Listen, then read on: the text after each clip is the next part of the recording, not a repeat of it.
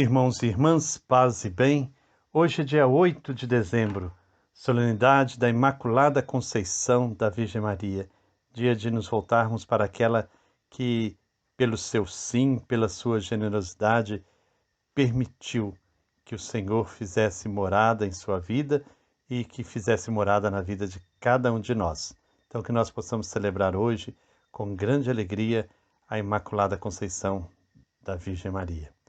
Façamos nossa oração. Deus Pai, Filho e Espírito Santo, fonte transbordante da missão, ajuda-nos a compreender vossa palavra, a testemunhar como as primeiras comunidades cristãs que a vida é missão, dom e compromisso. Que os encontros que faremos percorrendo as páginas dos Atos dos Apóstolos ajudem a cada um de nós a ser testemunha profética do Evangelho, numa igreja em saída de discípulos e missionários em estado permanente de missão. Eis-me aqui, Senhor, quero assumir a missão de construção do vosso reino. Envia-me. Amém. Nossa reflexão hoje será em torno do capítulo 25, nos versículos 1 a 27. Então nós vamos refletir esse capítulo, vendo a continuidade do julgamento de Paulo, a morosidade da justiça. 3 dias depois de tomar posse do cargo, Festo subiu de Cesareia para Jerusalém. Os chefes dos sacerdotes e os líderes dos judeus se apresentaram para acusar Paulo e pediram a Festo, contra Paulo, o favor de transferi-lo para Jerusalém, pois estavam preparando uma emboscada para matá-lo na viagem. Festo então respondeu que Paulo estava detido em Cesareia e que ele mesmo partiria em breve para lá. E disse: Desçam comigo até Cesareia aqueles dentre vocês que detêm o poder. E se existe algo de errado neste homem, que ali apresentem acusação contra ele. Festo permaneceu com eles não mais que 8 ou 10 dias, e desceu para Cesareia. No dia seguinte, sentou-se no tribunal e mandou trazer Paulo. Quando Paulo chegou, os judeus que tinham descido de Jerusalém o rodearam, apresentando muitas e graves acusações que, no entanto, não conseguiam provar. Paulo se defendeu dizendo: Eu não fiz nada de errado contra a lei dos judeus, nem contra o templo, nem contra César. Querendo agradar aos judeus, Festo disse a Paulo: Você quer subir a Jerusalém para ser julgado lá na minha presença a respeito dessas coisas? Paulo respondeu: Estou diante do tribunal de César, onde devo ser julgado. Não cometi nenhuma injustiça contra os judeus, como Vossa Excelência bem sabe. Portanto, se cometi injustiça ou fiz algo que mereça a morte, não recuso morrer. Porém, se não há nada daquilo de que me acusam, ninguém pode me entregar a eles. Apelo para César. Então Festo consultou seus conselheiros e disse: Você apelou para César irá. Passados alguns dias, o rei Agripa e Berenice chegaram a Cesareia e foram saudar Festo. Visto que ficaram aí vários dias, Festo expôs ao rei o caso de Paulo, dizendo: Está aqui um homem que Félix deixou prisioneiro. Quando estive em Jerusalém, os chefes dos sacerdotes e os anciãos dos judeus apresentaram acusações contra ele e pediram sua condenação. Eu lhes respondi que não é costume dos romanos entregar um homem antes que o acusado se confronte com os acusadores e possa defender-se da acusação. Eles então se reuniram aqui e no dia seguinte, sem demora, sentei-me no tribunal e mandei trazer o homem. Seus acusadores compareceram diante dele, mas não trouxeram nenhuma acusação para os crimes que eu suspeitava. Tinham somente certas questões a respeito da religião deles e a respeito de um certo Jesus que já morreu, mas que Paulo afirma estar vivo. Como eu estava confuso diante de uma questão como esta, perguntei então a Paulo se ele preferia ir a Jerusalém para ser julgado lá. Paulo fez uma apelação para que sua causa fosse reservada ao juízo do imperador Augusto. Ordenei então que ficasse detido até que eu pudesse enviá-lo a César. Agripa disse a Festo: Eu também gostaria de ouvir esse homem. Festo respondeu: Amanhã você o ouvirá. No dia seguinte, Agripa e Berenice chegaram com grande pompa e entraram na sala de audiências, junto com os tribunos e as pessoas importantes da cidade. Festo ordenou que Paulo fosse trazido. Festo disse então: Rei Agripa e todos aqui presentes conosco, vejam este homem, por causa de quem toda a comunidade dos judeus recorreu a mim, tanto em Jerusalém como aqui, clamando que ele não deve continuar vivo.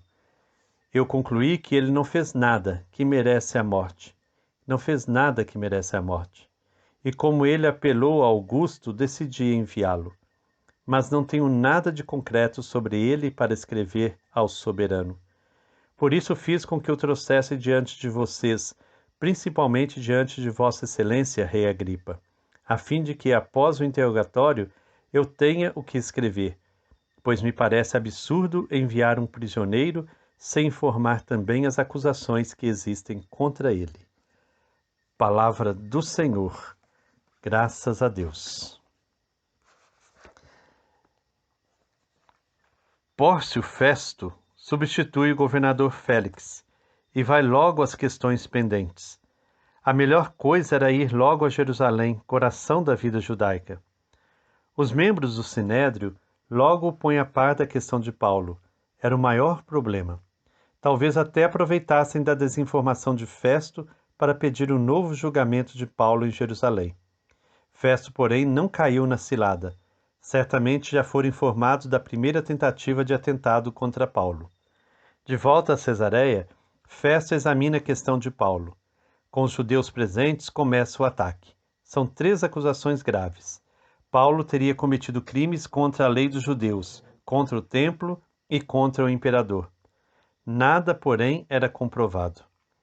Festo propõe a Paulo julgamento em Jerusalém. Cinismo? Não sabia da armadilha? E o que responder a essa proposta? Paulo não tem outra saída senão a de apelar diretamente a César, para ser julgado em Roma. Notemos que o imperador neste tempo era o terrível Nero. Seria Nero mais confiável do que os judeus? Na mente de Paulo, sim, pois ele sabia de antemão qual seria a sentença, caso fosse julgado por um tribunal dos judeus. Causa estranheza o atraso da justiça. Festo já sabia que Paulo era inocente. O tribuno Lísias e o governador Félix já o haviam comprovado. Também Festo comprovou a inocência de Paulo. Por que não fez justiça? Por que não o deixou em liberdade? Esse ponto é muito obscuro. Parece que tudo se encaminha na direção de realizar a intenção do autor de Atos. Paulo deve ir a Roma, os extremos da terra. Lucas ou não sabe ou faz de conta que não sabe que Paulo foi morto em Roma. Se faz de conta que não sabe qual era realmente a sua intenção. Lucas não teme enaltecer o Império Romano, lançando toda a culpa sobre os judeus. Segundo Lucas, Festo não tomou atitude porque desejava agradar aos judeus. Estratégia de governador novo? O problema, porém, se voltou contra ele mesmo, sob qual acusação iria remeter Paulo ao imperador Nero. Nesse momento chegam a Cesareia o rei Agripa e sua irmã, esposa Berenice. Agripa II pertencia à dinastia de Herodes e herdara o título de rei, embora não reinasse sobre a Judéia, mas apenas sobre a Traconítide, a Bataneia e a Gaulatnítide. Agripa vivia em união incestuosa com sua irmã Berenice. É plausível que tenha ido conhecer Festo, o novo governador. E Festo aproveita. Já que Agripa era judeu, poderia entender e explicar por que Paulo era tão odiado pelos judeus. Afinal, o que Festo precisava era de algo a escrever sobre Paulo, a fim de enviá-lo ao imperador com uma acusação justificável. A conversa entre Festo e Agripa envolve a segunda declaração de inocência de Paulo, feita por Festo. Já é a 4ª ao todo. Tudo se passa como se a questão de Paulo o envolvesse apenas sobre certas questões sobre sua própria religião e a respeito de certo Jesus que já morreu, mas que Paulo afirma estar vivo. Agripa se interessa imediatamente. Quer ouvir pessoalmente o acusado. O todo da narrativa parece irônico. O que ia ser feito era um espetáculo para o passatempo dos poderosos, já que Agripa, o último rei dos judeus, era um rei sem reino, totalmente submisso ao Império Romano. Mas os poderosos gostam de pompas, pois, como se diz, pode-se perder tudo menos a elegância. Diante de Agripa e de Paulo, Festo faz a terceira declaração sobre a inocência de Paulo, ao todo a quinta. O problema de Festo é apenas o que dizer ao imperador sobre Paulo. Não há acusação nenhuma perante o Império Romano. Estranho isso se levarmos em conta que Paulo personifica aqui o cristianismo e que as comunidades da Ásia Menor estão sendo perseguidas pelo Império, no mesmo tempo em que Lucas escreve. Desejaria Lucas salvar as comunidades a qualquer preço? E esse preço vale a pena? Então hoje nós somos convidados a pensar sobre isso, como que muitas vezes a vivência cristã coloca os poderosos confusos. Hoje nós vemos Festo tão confuso, como que os poderosos ficam confusos diante da boa nova do Evangelho. E como que eles lidam com isso? Nós assistimos isso em nosso tempo, como que tantas e tantas vezes os poderosos confusos querem manipular a religião em seu proveito. Então, que nós possamos hoje refletir se nós, de fato, no nosso testemunho, na nossa vivência comunitária, deixamos os poderosos confusos. Que o Senhor Deus de amor e bondade nos abençoe. Em nome do Pai, do Filho e do Espírito Santo. Amém. Paz e bem.